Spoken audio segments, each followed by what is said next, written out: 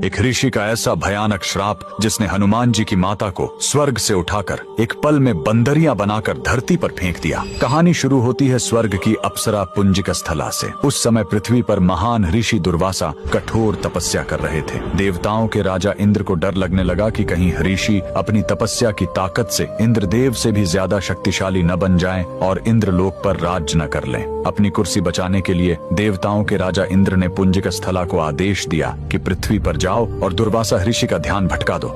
इंद्र के आदेश पर वह ऋषि के आश्रम गई और उनकी तपस्या में बाधा डालने लगी।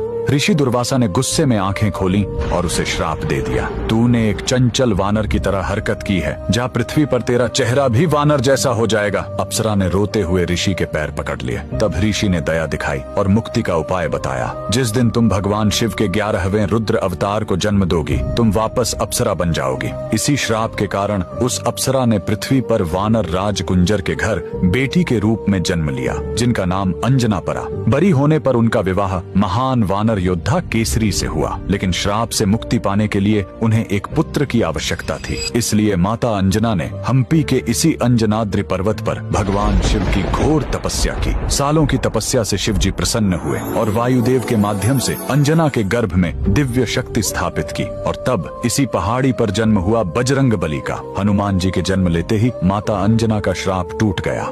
आज कर्नाटक के हम्पी में स्थित यह अंजनाद्रि पर्वत इस पूरी घटना के गवाह है। 575 सीढ़ियां चढ़कर आज भी भक्त उस पवित्र जन्म स्थान के दर्शन करने आते हैं। पवन पुत्र हनुमान के लिए कमेंट्स में जय बजरंग बली जरूर लिखें।